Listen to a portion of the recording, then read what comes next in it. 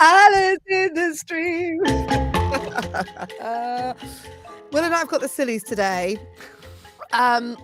And the thing, as he went into the countdown, then I thought I always go into that 60-second countdown, and then I forget what I'm doing. It's easy to get distracted in 60 seconds. I know. I was like, I've answered 2 messages in 60 seconds. I'm doing quite well today already. Hello and welcome to this oasis, this island of positivity that we like to create for you every single Tuesday and Thursday at 9 a.m. Eastern Time. That's Will Dell. Hello, Will Dell. Hello, and I'm Kate Cocker, and I host a podcast called Everyday Positivity. And this is the expanded, exploded, massive version of positivity that you get twice a week here on Backchannel. Backchannel's a very special place to be because it's the only place that you can talk to, listen to, wang on to, and chat to us live via your Amazon Echo Show. All you have to do is ask your Amazon Echo Show to say and then your message. So you could say, yo. You could say, what's up? Good. You've gone into 90s for me. Yeah. So the big question of the day, post Super Bowl halftime show, for me, is how old is Snoop Dogg? Don't know. If you want to have a go, I don't know. I've not looked it up yet. Don't look it up. Let's make it fun. Let's just, put a few ideas, numbers into the chat. All you have to do is ask your Amazon Echo Show, who we're going to call Eliza for today. Yeah. So you say, Eliza, say Snoop Dogg is X years old. And that's how we're going to play today. He looked good. Yeah. He looked good. For well, not even for her. He looked good. Okay. Ads did Eminem. Oh, yeah. Good. They all look good. Mary J. Blige, she had it going on. Love her. So it was a great show. I really enjoyed it. I told you, I get up on Monday morning, host the Super Bowl, because it's overnight here in the UK. 5:15 on Monday morning, I watched the Super Bowl halftime show. Amazing. I don't think I even know who won. Yeah, it was brilliant. The Rams won. Oh, yeah. Because, and the reason it was I know apparently that, last minute thing, wasn't it? Was it? Yeah, apparently so. Okay, so the reason that it sticks in my head that it's the Rams who won, is because it wasn't the Bengals, which means that Fiona, the hippo from the Cincinnati Zoo, got it wrong. Yeah. So Fiona just ruined it for everyone. Good. Okay, there's already so much happening in the chat. Oh, is there? Go on. So much happening everywhere. Doug said good morning. Stacey said good morning, Kate and Will. I'm hanging out with my mum today. Sudi said good morning. Aww. Doug said he did the Super Bowl because he couldn't stay awake, which I get with. Sunny said she's still getting over her bronchitis, but feeling great today. Pepping my step and smiling. And also guesses that Snoop's in his 50s now, which I think is a pretty good guess. Do you think in his 50s? I think so too. I'm with Sunny on this one. Kristen, I'm wondering if he's older. Maybe. Well, Kristen on YouTube said, hi, Kate and Will. Hi, Kristen. And guess Snoop Dogg is 60? Question mark. Yes, see? Oh, Stacey's saying 50. Lucy's joined the stream for the first time on this show. Welcome, Lucy. You've been on Backchannel before, which means you know the score. Kristen, who's watching on YouTube, you can join Kristen if you like. You can watch on YouTube too. All you have to do is find Backchannel. We're also broadcasting live from the top of the Facebook posts in the Everyday Positivity Facebook group as well. And you can also find us on Twitter at Backchannel Live. If you've spoken to your Eliza and she's not playing, it might be because you're outside of the North American territory, which means that if you're in any of those places that is not an Amazon Echo Show, get yourself onto backchannel.tv and you can chat to us there as well. We see you in the chat. We love having you. You are very much a part of this show, especially as we're trying to work out how old Snoop Dogg is. Yeah. I mean, it's very pleasing, isn't it? Today on Positivity Island, while we're trying to work out how old Snoop Dogg is, we're also going to be talking books, flamingos, snow, Dolly Parton, as per, and potentially some eggs as well. Yeah. I've got an activity for you to help you feel better. We've obviously got yourself. The pub quiz. And have you? Is it all arrived? You got it all in? Oh yeah, it's all here. Is it scary, good, fun? It's a good mix. Some are tricky, some not so much. I think it's going to be a good quiz. And all we're trying to do today for you is just make sure that you have an oasis of positivity. I heard this phrase today. A friend of ours did an interview for one of the podcasts we produce, and I was listening to one of the preambles, and he talked about the club that he DJ'd at. Dave Haslam, DJ. Yeah. He talks about the clubs that he DJ'd at being oases of positivity. He always wanted them to be an oasis of positivity. I was like, that's lovely. That's like my island of positivity. Stacey has cheated and found out how old Snoop Dogg is. Don't tell us, Stacey. Don't. Okay. If you know the answer, don't know yet. Okay. So every single day you can find the Everyday Positivity podcast. Today's episode of Everyday Positivity is what I'm going to play to you right now, or at least Will is going to press the space bar and press play on it when it's ready. And today, look, yesterday was Valentine's Day. How many people, Will, said Happy Valentine's Day to you yesterday? Not loads. I'm going to be honest, not loads. I text my friends and we had a little chat about it. I think probably a couple of my housemates probably said it to me. I didn't hear from my parents. My husband and I didn't say it to each other because we're quite bar humbug on Valentine's Day, because every day is Valentine's Day in my house. So it's full of love every day. Okay. Because loads of people said Happy Valentine's Day to me yesterday, and it really threw me. Yeah, tons of people. Okay. So just because I think what's happened is in the universe, we've started celebrating love. Do you know what I mean? Like everyone's going, Happy Valentine's Day. It's like, okay. Oh. Anyway, so my friend of mine, Annie, said to me, Happy Valentine's Day at the beginning of the call. We did this whole call. I was flying around everywhere yesterday. At the end of the call, she went, so what are you doing tonight? And I went, well, I've got a CrossFit competition on Saturday, so I go to the CrossFit box to practice my workouts. She went, it's not what she was looking for. No. She went, no, I mean, like for Valentine's Day, it's Valentine's Day. That's funny. I know. I said, I kind of went, well, I'm going with my husband. We were getting together. That's cute. I had a right little treat for myself yesterday. I cooked myself steak and chips, and I had a little bit of wine, and me and my housemate watched like a rom-com. Which rom-com? It's called Just Friends with Ryan Reynolds. Didn't love it. Oh, that's a shame, because I saw it at art. I like Ryan Reynolds. I've got a lot of time for Ryan Reynolds. Oh yeah, I do like Ryan. Did you see that Blake? How do you say her surname? Is it Lively? Lively? I've always had Lively. Okay, Blake Lively went to a musical with Hugh Jackman in yesterday, and she wore a very lovely purple suit. Beautiful purple suit. Yeah. And lo and behold, Ryan Reynolds is following behind in a purple suit as well. I have a lot of time for that. A lot of time for that. Right. Sunny is with me on Valentine's Day, right? So her and her other half, we were talking about how we've never really made a big deal of V-Day. And I said, at least it's a nice excuse to get an extra kiss, which is super cheesy. But I got that kiss. Hey, babes, anything for a kiss. I love a kiss. I love a kiss. A smooch. I love a snog. It's real. All right. We said we've got the sillies today, didn't we? Stacey says 3 people said Happy Valentine's Day to me. I think it's become Happy Valentine's Day love, right? Now, some clever so-and-so put Singles Awareness Day after Valentine's Day. So today is Singles Awareness Day. And let's go back to what I was saying. So today's Everyday Positivity episode is kind of a little bit of a reference to that. We spoke to a relationship coach last year called Sean Lee, and she had this wonderful, wonderful analogy that I just couldn't wait to share with you. So, eggs. Yesterday was Valentine's Day. It might be that you're like, oh no, it's over. I don't get to do that date again. Or it might be that you're thinking, oh, thank goodness that's over, because that's all for people in relationships. Well, this time last year, relationship expert Sean Lee came on Everyday Positivity and gave us some great advice.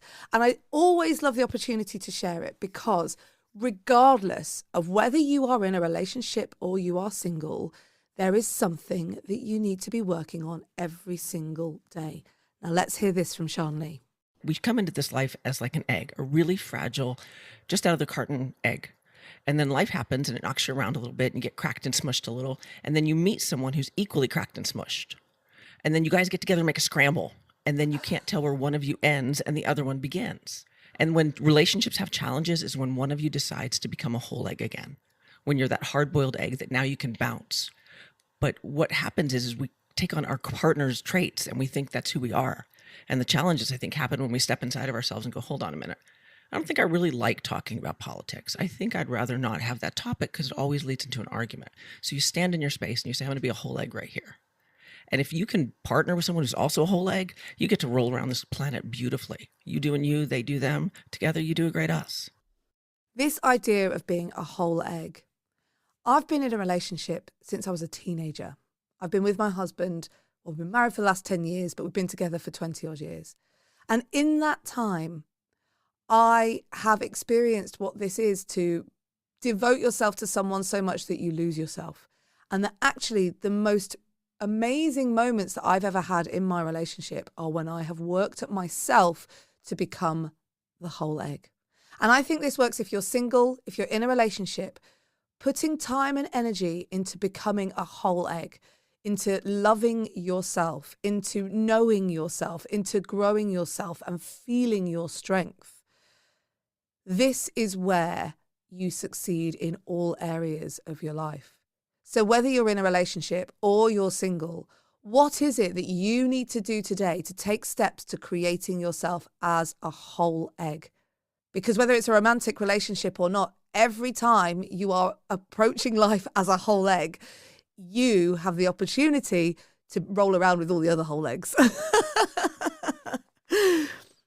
So today, let's do this. What are you doing to be selfful? What are you doing to take care of yourself so that you can be the person for the person you want to be with or people that you want to be with? So what can you do today to know that everything you need is within you? Go on.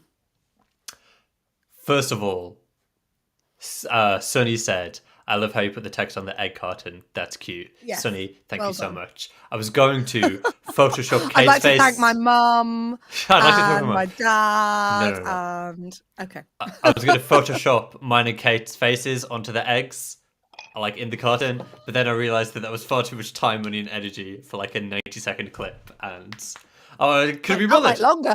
So next time I want egg face. Thanks. Okay, I'm going to outsource that. Face okay, on your egg. So, ever since I learned about the whole like analogy that Sean Lee taught us this time last year, I've always been like, oh yeah, like I'm a whole egg because I'm really independent and I'm really happy in my own company, and I don't like rely on anybody else to make me happy. And then I started like dating this person, and when it didn't work out, I got really upset. I got really upset about it because I thought, because we had different expectations about what was happening in that relationship. And because I got all upset about it, it really threw me for a loop, because I was like, oh, well, hang on a minute. Like, maybe I'm not a whole egg, because like if I was a whole egg, I wouldn't have got this upset about the fact that this relationship didn't work out, because I'm supposed to not be relying on other people to make me happy. Mm-hmm. So is that the reason that you were upset? No, because the relationship broke down, but at the same time, it threw me into that like questioning as to whether or not I really was a whole egg. Okay. I think what's really interesting is that we have to really be careful about this whole egg, meaning that we don't need anyone else or we can't love anyone else. The point of the whole egg is the scramble part. Okay. So of course it's upsetting when you break up with someone. It's sad. There are bits of you that go with them. There are bits of you that you have to look at yourself in a way that someone else who you feel rejected by is looking at you. You know, they're really normal feelings. You know, they're not. I don't think that when Shanley's saying let's be a whole egg, she's saying deny yourself attachment. What she's saying is that it's that as she says, you know, you get knocked about a bit, you end up with a smoosh, which, by the way, I'm hoping comes up in Wordle. SMUSH. It's a 5-letter word. I'm not convinced it's a real word though, so I know. could be some It problems. might do that little vibratey thing. Not a real Not word. in word list. Not a real word. Okay. Not in the list. So where was I? Yeah. So it's about knowing yourself well enough that you know when to create your boundaries, knowing yourself well enough that you know how to be whole and experience joy with someone else and experience good times with someone else. Not, as you just said then, which is exactly right, not relying on someone else to be the sole source of your joy and the sole source of your happiness. You know, nothing should be the sole source of your happiness, right? You need to be like a whole egg. You need to be happy in yourself so that like you can make a scramble with somebody else. And then even though, yeah. Go on, say it again. You're working it out. You need to be a whole, like, so that you can, yeah, like if you need to be kind of like happy within yourself. You need to be whole yourself, so that then you can open yourself up to other people in like a way that's actually like genuine and hey, real. look, this happens in work environments all of the time. It happens in work environments all the time, where you turn up to work and you go, right, I'm going to do this and then the culture that you find in your workplace might not quite fit the way that you think, you know, or the way that you come to the situation. And so you kind of doubt yourself and you go, oh, right, okay. Well, let's go along with the way that this is working. So I'm not sure it's going to work, but I'll go along with that ethos. I'll go along with that. And over time, it chips away and it smooshes you. And all of a sudden, without realizing, you're a scramble and you've lost yourself. And then what happens in that moment is that someone will say something to you. And because you're so flawed, they might say something like, oh, I don't really like that. Because you've allowed your egg to be bumped around and scrambled a bit, then it's really easy to think that they mean you're not very good at your job, you're not very good at this, you don't belong here, rejection, da da da da da. And the point of the whole egg analogy is, and the reason I'm saying it, I said in that episode that it matters whatever you do, is that you need to know those moments. You need to go, no, this is who I am, and that's cool, that's okay. And this is the way that I do it. I'll work with the way that you do it, but I'm not going to lose myself. I'm not going to get rid of my values. I'm not going to forget about who I am. Because actually, if I come to this hole and you come to this hole, then we've got a collaboration and it's amazing. But if I come to this as no, the scramble is the intertwining that you can't get out of. The scramble is the mixing where it goes wrong, you know? You need to be sat together as two whole eggs. Okay. Not as a scramble intertwined. And that's what she's saying. You kind of almost, when you get into a relationship, you are a scramble. You're like, oh my goodness, this person is like, you know, biochemically, as Shawnee told us this as well, biochemically, you completely change. There's a lovely joy about getting with someone, isn't there? And you're like, oh, my whole biochemistry has changed. But somewhere in there, you know, you've got to work out like which bit's me, which bit's you, and how does this work together to make something amazing, rather than we've just bled into each other and it's just a mess. You know? You can't, And it does happen in a work environment. You know, when you move from one place to another and you move to a new working environment, you take some of the values that you had at your last working environment because it's become a habit. And then you're like, oh, so yeah. Elizabeth's saying, I've witnessed codependent relationships. I find it very sad that even to answer this, I find it very sad that even to answer this, I think there's more coming. Yeah. Okay, I'll let that come.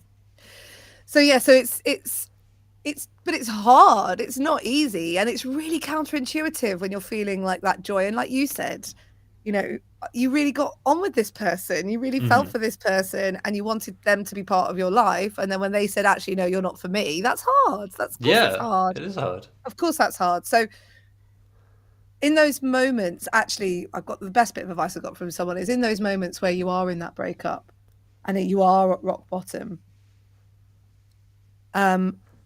You get the opportunity to build yourself back up with your own bricks. So it is a bit of an odd thing to talk about. It's a bit of a weird way of working around it. But the whole egg thing is great because actually it's about feeding yourself so that you have resilience and strength and power and collaboration. So, and it makes it it makes you better in all your relationships. If you can be a All whole of egg, your then relationships. you just show up better in all of your relationships. Yeah. And everything. And that you're you able do. to give better as well. You're able to give to the people that you love better. So I'm still trying to work out Elizabeth's message. Elizabeth, thank you for your message so much. Let's have it come in because it's really great. I think it's going to be a good discussion. I've witnessed codependent relationships. I find it very sad that even to answer this basic question, that differs to the other person. Yeah. I think your device has heard you, maybe not all the way, but it's about it's about not in codependent relationships not being able to tell like where one person starts and the other person ends. Yeah, that they differ to the other Yeah. person. Yeah, okay. Yeah, and it's like actually you celebrate your differences. Oh, my favorite ever line about relationships. I've told you this a number of times. I'm like, because I got with Tim when I was so young. There was some of it you're like, am I doing the right thing? Is this and Tim and I argue, and most relationships people argue, but I was always really conscious of it when I was younger. My best friend's mum is a relationship counselor, and she said to me, the thing is, Kate, your similarities get you together, but your differences keep you together. And I love that so much. And I think sometimes you think you're just supposed to be really similar, and that's not the case. You should be different because it keeps it moving. It keeps it interesting. Yeah. It's nice. Kristen has translated brilliantly. Well, I think we put the world to rights there. It's only 23 minutes past. That was good. That was intense. Thanks, Charlie. Thank you, everybody, as well in the chat for engaging and for being here and for chatting with us. And being whole eggs all around. And being whole eggs. My favourite type of egg is Benedict. Do you know? That's where the Kate and Will Venn diagram has overlapped. That's where the diagrams overlap. Nowhere else. No else. Okay, good. I'm glad we've got that in common. We found the eggy sweet spot. I love an eggs Benedict. Oh, Sunny's in as well. Sunny's in the Venn diagram. Sunny's like, I agree. Eggs Benedict is the best egg. Correct. It's all that butter. I do like a poached egg. Yeah. Which is an eggs Benedict egg, really. Have you ever had eggs Florentine? Now, okay, I'm going to be really, really honest with you. I get mixed up all the time about which one is which. So there's Royale, which is... Oh, so I didn't even know about Royale. One's ham, one's bacon, and one's like spinach. Well, yeah. No, doll. One's salmon. Whoa. Right, I am going to Google this. Please, could you? Whilst you do that, I'm going to tell you about my birthday last year, where they let you mix and match. We went to this brunch spot called Moose Coffee, and that you could have like one that's the ham one, and we're about to find out which one it is, and then you could also have one that's like the salmon one, or whichever one that is. You could like mix and match them, which I liked. Yeah. Okay. Eggs Benedict, ham, old school dry ham, smoked or unsmoked, and sliced no thinner than a thick cardboard. Florentine, spinach. Yeah. Just wilted, so it still looks like spinach. Royale, smoked salmon. Oh, nice. Okay, so I was right. I do like Benedict is my favourite. Yeah. Yes, you do like Benedict's your favourite. They do them at Wetherspoons. Oh, do they? Yeah, they do. Amazing. So they do. I know. So when we go for our cheap breakfast, which is one of our favourite things to do as a family, I'll get an eggs Benedict in. Amazing. Good choice. Good choice. What have we got here? Everybody to my kitchen next weekend for an Eggs Benedict Positivity Island breakfast. Kristen, I'm in. At the top of the breakfast menu, which I'd like to just announce is all day breakfast on Positivity Island. Number 1 on the menu is Eggs Benedict. Number 2 is whatever you want. Well, I'd go poached egg. Number 2. Okay. I love eggs. Yeah. They're the best. Right, okay. What's in the news? Let's do some news. Let's do some good news because we've really kind of put the world to rights. So now we need to get it smiley again. Go! We do. Okay. Boom. 135 people went to check out a book 8-year-old Dylan Helbig snuck onto library shelves. How old is he? 8? 8-year-old Dylan Helbig wrote his debut novel, The Adventures of Dylan Helbig's Christmas, an 88-page graphic novel, and he snuck it onto the shelves at his local library. When the library staff found the book, they catalogued it, so that people could check it out, and it became an immediate hit. There are currently 135 people in line to check out the book, and the family receive calls all the time from publishers. All the time from publishers looking to formally publish his book. So did you get it? He like made this little graphic novel at home, and he was like, "Oh, I can't wait to share it with the world." So he like put it on the shelves of the library because he knew that that's where people got books from. 8 years old. 8 years old, Dylan, and now everybody wants to check this book out. It's like a graphic novel. I love that you went to the library and not the internet. Yeah, because there's only one copy, put it on obviously. Twitter. No, it's a big book. And there's only one edition. How many pages did you say? 88 pages. And he's 8. And he's 8. And I think in it, the story is about like he travels back in time to like the first Thanksgiving or something, and oh, this is brilliant. It's like a graphic novel as well, so there's pictures and like text. So did you ever write anything when you were younger like this? I don't think so. I used to keep a diary as a kid, which was a bit boring. It's only like journaling now. Yeah, but it was a bit less profound. Okay. I wrote a novel. Nice. Was it good? I probably wrote half a novel. Yeah. It was about high school. It was a horror thing. Of course it was. It was about high school. It was called Daddy. Wow. And it had like I drew it with like dripping blood. Oh letters. Yeah, that's scary. And I should dig it out. I think I've still got it somewhere. Yeah. But the girl in it was like the head of the cheerleaders. Of course you But was. the thing is, I got most of the way through it. It was great fun, like writing it. But I realised I'd never been to America and understood what a high school and an American. I was like, I don't even know what month it is. Don't know when the NFL, where the football is. And then I did write another one about a dog, a border. I really wanted a border collie when I was younger. I wanted a border collie called Rambo, and an imaginary dog that was instead of an imaginary friend. Wow, that's cute. Yeah. I'm like, Rambo, come on. And then, because I was not allowed a dog when I was younger. And, yeah, that was more like, there's like anyway, I've forgotten.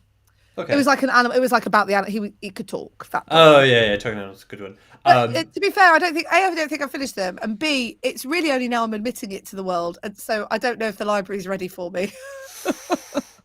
Yeah. Also, I wonder if there's been an influx of people going to the libraries being like, "Can I put my book on your shelves?" They should do that.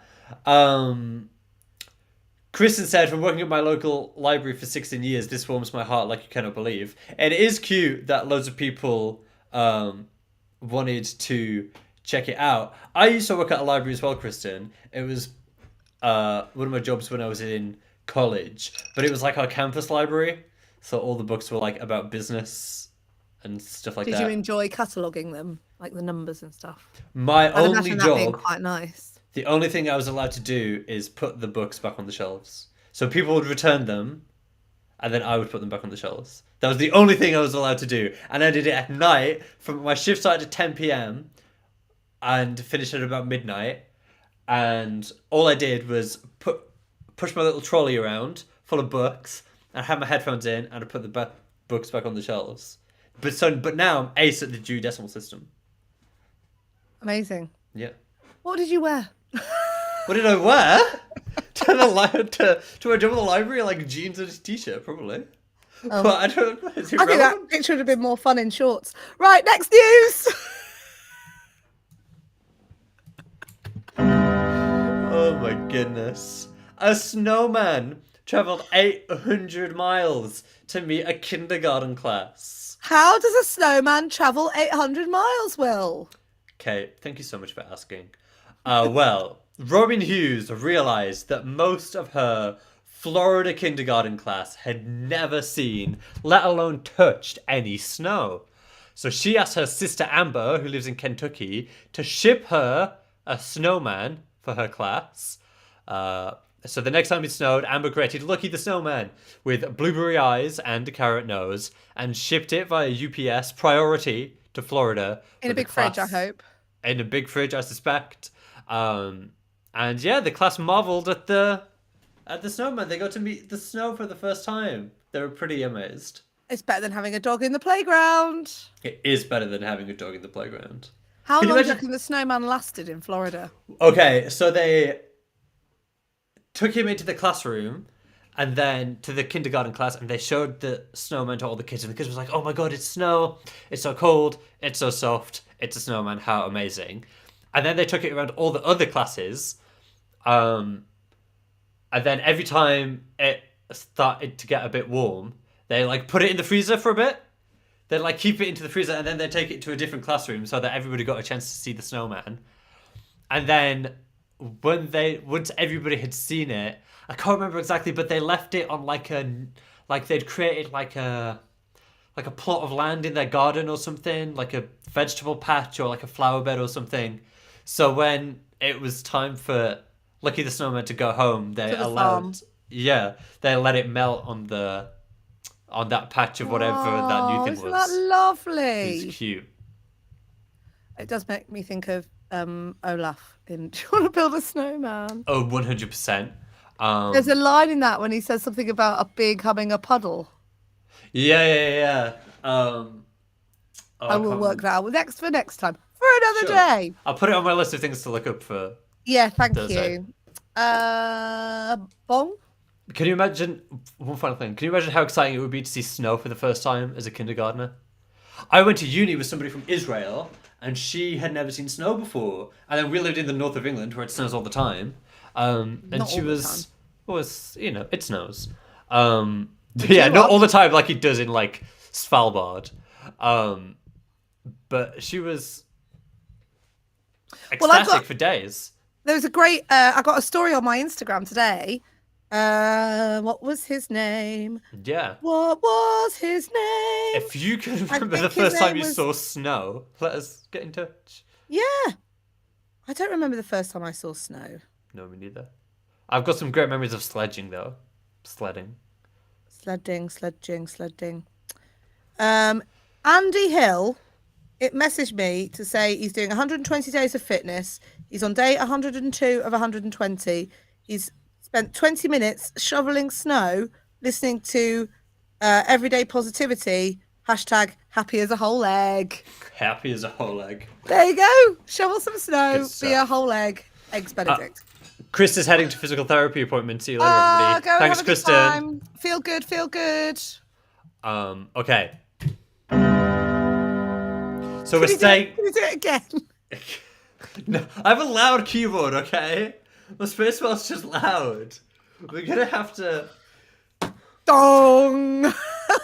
I can't get a quieter. It's just a pre-bong, okay? You're like my son. When he unloads the dishwasher, it's the noisiest event in the house. I'm like, how can you make unloading the dishwasher so noisy? It's an Clonk, announcement. bash. Okay, here we go. I literally cannot do it any quieter. I'd have to click it. Go on.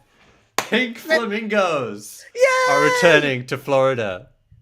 Florida's got a lot at the moment. It's got snowmen and flamingos. Ugh. It's all happening in Florida. Lucky. It's the place to be. Let's go to Florida and steal some stuff for Positivity Island. We'll have some snowmen and some flamingos. Thanks. Okay, we won't tell them. If you're from Florida, you didn't hear anything. Okay, people are starting to spot the iconic pink flamingo again in places like the Everglades and the Florida Keys. Data released by the Florida Fish and Wildlife Commission shows that there are up to 1,000 individual flamingos who've made it their home in Florida. Now research is being undertaken to discover where this group of flamingos originated from. Now, Kate, I know what you're thinking. Jimi Hendrix. I did not expect you to say that. Oh, then you don't know what I'm thinking. Then I clearly have no idea. Right, tell me what I'm thinking now. What you're thinking is, Will, what is the collective noun? Oh, has somebody set your smoke alarm off? It's a very loud beeping. Do you want to go to investigate? Do you need to go to investigate? Oh, I know what's happened. What's happened? Do you need to go? Do you need to? So we've got the Tyler in doing the bathroom. Oh yeah. And I think he's sawn through a tile and created a bit of smoke. Okay. And now my smoke alarm's going off. If you want to go, it's okay. Yeah, I can go. Because obviously I should be. Okay, I'm gonna let Kate go to sort out her loud beeping. This occurring in her house. Meanwhile, I'm gonna talk about pink flamingos. So what I was gonna say is that so every time I put together the good news stories for Positivity Island, there's a lot of animal stories because animals are cute and we love some good news animal stories. And every time Kay asks me, what is a group of these animals called? So we've talked about hippos in the past, we've talked about all sorts. So I can tell you that the collective noun for a group of flamingos is called a flamboyance. Oh, check you out. A flamboyance of flamingos. The house is not on fire. Okay. It was exactly what I said. The Tyler said it was dust. I said, babes, I reckon you're just smoking up there. I know how to look after my men. I never doubted it for a second, Kay. Not for a second. So yeah, nothing's on fire. You know how, like, imagine if it was. Imagine if I'd have just been like, yeah, it's fine. It's probably just dust. Yeah. That was a ridiculous idea that it would be fine. Jimi Hendrix. What about him? Because Jimi Hendrix is rumoured to have brought parakeets to the UK. And we have green parakeets all around us now. And so every time I see that, I go, Jimi Hendrix.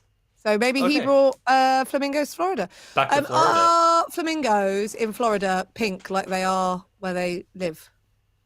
Yeah, they're pink everywhere apart from when they're born, which is when they're grey. Like, but aren't they pink because they eat like prawns? No. For this is not a children's story. They're pink because of the chemical reaction that they have with this algae in the that they do eat. Yeah, science. Is it just like that? It's good science. How you spell it? Will Science Corner. Jingle. Okay. Are we done yet? No, we're not done yet. We've got Dolly news. And then we've got to do a very quick quiz. Sunny said... Dolly. Okay, Sunny said she's glad your house isn't on fire. Elizabeth said, are you okay? Yes. Okay. I don't know quite what's going on. I'm just going to carry on. Stop happening. You can't peek behind the curtain. Elizabeth said, I had the greatest experience of observing and feeding a flamboyance in Aruba, which is just incredible. I'm now well gel. Well gel. Okay. Dolly news. Quick. Dolly news. Quick and loud Dolly news. Yeah, Dolly Parton has released her new Dolly Parton has released her new single, Blue Bonnet Breeze. Yay! This is in line with the book, isn't it? And yeah, it's all part of that. There's another one as well called Big Dreams and Faded Jeans, which, to be honest, I like a bit more than Blue Bonnet Breeze, but it's not bad, and it's got Dolly Parton written all over it. Well, good, because it's her single, so it should have her name on it. You should hope so. So yeah, that's just quick news. You need to go look it up on the old Spotify. That's it. It's quite good. Quite liked it. But what it did do was make me listen to the first 3 songs of This Is Dolly Parton, which were 9 to 5, Jolene, and Islands in the Stream. And I put my headphones on and sang at the top of my voice, which did not set the smoke alarm off. You can't be that good at singing then. No, not that hot. Okay, quiz go. Okay, here we go. Pop quiz for today. If you think you know the answer to any of these questions, it's multiple choice. All you have to do is say the name of your device, followed by the word say. B. Or if you're watching anywhere else, if you're listening on an audio-only device, you can go to backchannel.tv, where you can also leave us a review. Okay, number 1. Just write Eliza in there. Hello. You could. Machu Picchu is located in which country? Oh, Sonny, help me here. Is it A, Brazil? Is it B, Peru? Is it C, Honduras? Or is it D, Chile? I have located no in which idea. country? Elizabeth says B. Sonny, what are you saying? I'll go with... Yeah, okay. B. You're saying B, Peru? Yeah. Elizabeth... I can reveal. And Sonny say B. It's B, Peru! Oh my goodness, Peru is so beautiful, isn't it? Yeah. Alpacas? Oh, okay. Are they from Peru? Parakeets? I don't know. Jimi Hendrix? Jimi Hendrix? I don't know. Okay, question number 2. Which author said this quote? Oh, I know this one. You, you have brains in your head. You have feet in your shoes. You can steer yourself in any direction you choose. Which My author said mother-in-law. it? Is it Roald Dahl? Is it Dr. Seuss? Is it Quentin Blake? Or is it Maurice Sensac? Sensac. I know the answer. Anyone playing along? Anyone playing along? So we got this. Tim's mum bought him this when he went to university. Yeah, Sonny says Dr. Seuss. I'm going to go Dr. Seuss B. Dr. Seuss is saying B. Oh my banana. goodness. It was Dr. Seuss. What? Do you know which book it's from? It's the one about seeing the world. I know exactly what it's purple. Yeah. The places we'll go. The places we'll see, or something like that. It's called. Yeah. Oh, the places we'll see. Yeah, perfect. Sure. Yes. Okay. A Oh, the plantain places you'll go. is a type of what? Cake. Is it orange? Is it cake? Is it nut? Or is it banana? A plantain is a type of what? Orange, cake, nut, banana. Well, the biggest question is, what do you do with a plantain? It depends what it is. Depends if it's an orange cake, Sonny nut, or banana. says banana. Sonny says banana. Elizabeth says banana. They're my girls today. I'm going to go for banana. Hi, Patel, joining the stream. Banana is correct. Oh, no, right, okay. So don't tell me about your banana loaf again, because I've heard about it 5 times. Don't need to know. Wow.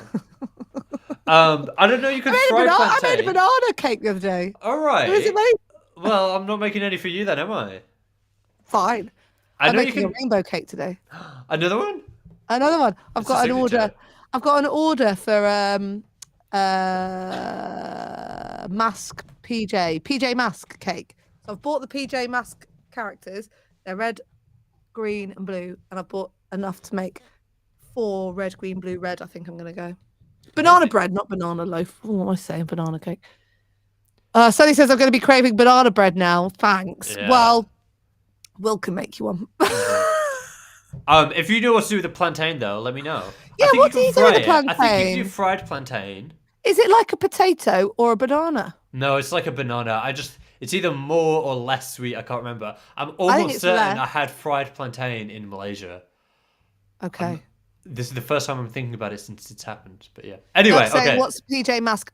Doug, I actually had to look it up because I didn't know what PJ Mask was because my kids aren't the right age. I think it must be a BBC children's show, but they're little characters and they're red, green, and blue. And then there's a baddie, I think, who's got like a grey doctor's suit on. Oh. Anyway, it looks like a detective. Anyway, I'm very excited about making the cake. It's a rainbow cake, buttercream icing. Bosh, done. Amazing. Okay, what is a baby kangaroo called? More importantly, what's a group of kangaroo called? It's not more importantly because that's not the question. I'm going to say it's... Your options are A, a roo, B, a joey, C, a kanga, or D, it's a trick question because they don't have a name. Well, there's this great episode in Friends where Joey, the slightly dim-witted character, is been asked to write an official letter of reference for Chandler and Monica so that they can adopt. Yeah. And he's worried that he can't do it cleverly enough. Like he can't say what he wants to say. Like he wants to sound smart enough. Yeah. So he goes and gets a thesaurus. And his name is Joey. And so he signs off. Yours sincerely, a baby kangaroo. Baby kangaroo. So I'm going to go B, Joey. That is a good guess. And I can reveal the answer is a joey. I do like the idea of it's so teeny tiny. I do love the name Kanga though. Yeah. Kangaroo. Well, Kanga and Roo were characters in Winnie the Pooh, weren't they? So you had Kanga, the mum, and Roo was the baby. That is too cute for words. Boom. Okay. Who is the former drummer of Nirvana who fronts the Foo Fighters? Is it A, Dave Grohl, B, Kurt Cobain, C, Taylor Hawkins, or D, Chris? No. Novoselic. Novoselic? I don't know who Chris Novoselic is. Chris Novoselic? I don't know. Chris Novoselic. I bet he's in something like Nickelback or something like that. We can find that out. Taylor Hawkins is the drummer in Foo Fighters. Kurt Cobain was the lead singer of Nirvana. So I'm going to go with Sonny and Elizabeth, who say Dave Grohl was the former drummer of Nirvana who fronts the Foo Fighters. The correct answer is Dave Grohl. Oh, no teeth on that one. I've been watching Boba Fett, the book of Boba Fett on Disney Plus, and Boba Fett is turning out to be like a really great character. Like, I want him to be my dad type of thing. Okay. But he's got amazing teeth. Okay. And it's a wonderful thing. It's just that, you know, when you're surrounded by like Jabba the Hutts and like you're in the depths of like, you know, medieval essentially planetary life. Yeah. And you've got perfect teeth. It does stand out. I do notice. Right, so Sonny says, I actually just saw the Foo Fighters performing after the Super Bowl in VR. We were talking about this the other day because we didn't go anywhere. We watched Marshmallow play in Fortnite. We were talking about gigs we've been to. We were like, do you remember we saw Marshmallow in Fortnite? Yeah, and somebody else, Lil Nas X, did something in somewhere else as well. Oh, Lil Nas X. I know. Chris Novoselic was the bassist in Nirvana. Oh, of course. I should have known that. It's okay. We can't do everything. Okay. Well, I know. That's well done on the quiz, everybody who took part, and thank you. I think we need to make it harder. Okay. Well, not too hard. In fact, last time I was like, don't make it too hard. And now it's like, that was too easy. Yeah. Pick one, Kate. The middle? Goldilocks. Okay. And he says that was fun. Thanks, Sunny. Okay, shall we do today's positive activity? Positive activity. I've got nothing.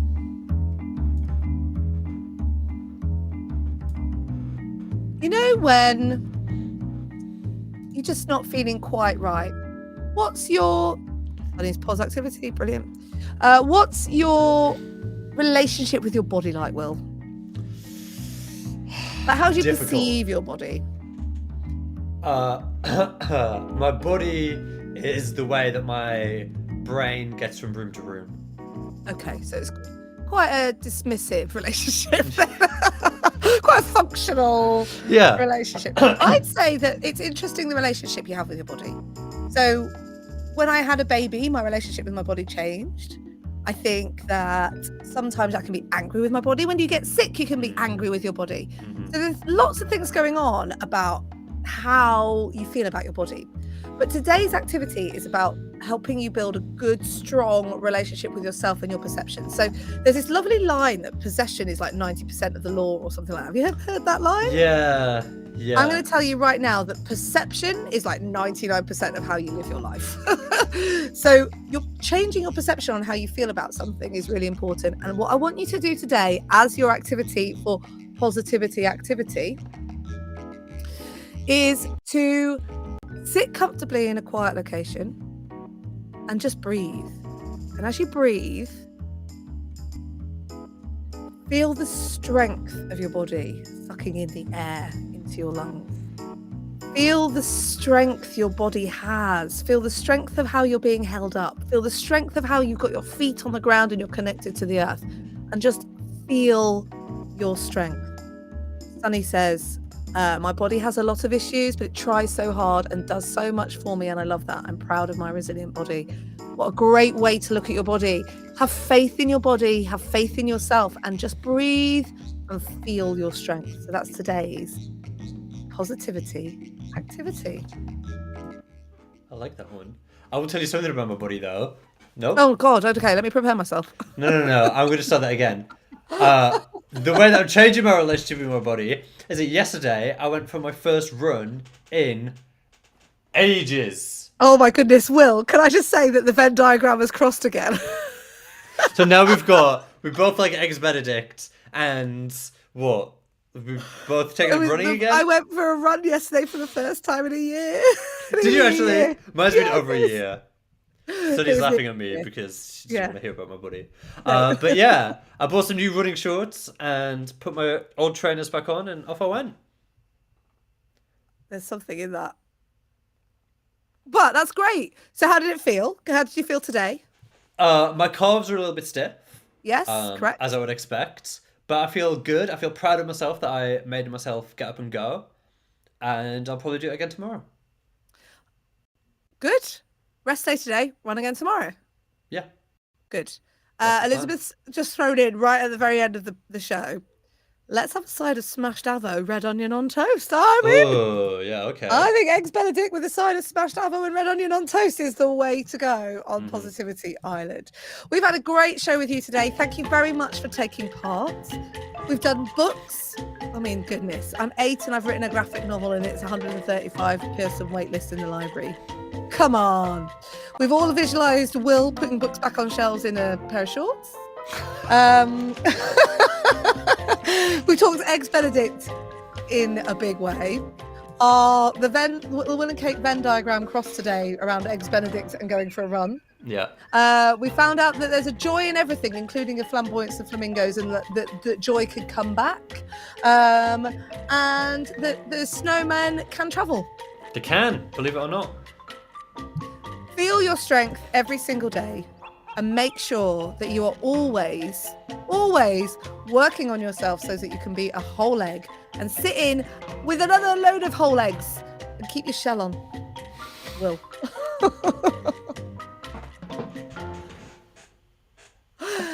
Look after yourself. We've got Jam and Renee coming up next and loads of other great stuff for you on Backchannel. And remember, you have 100% got this.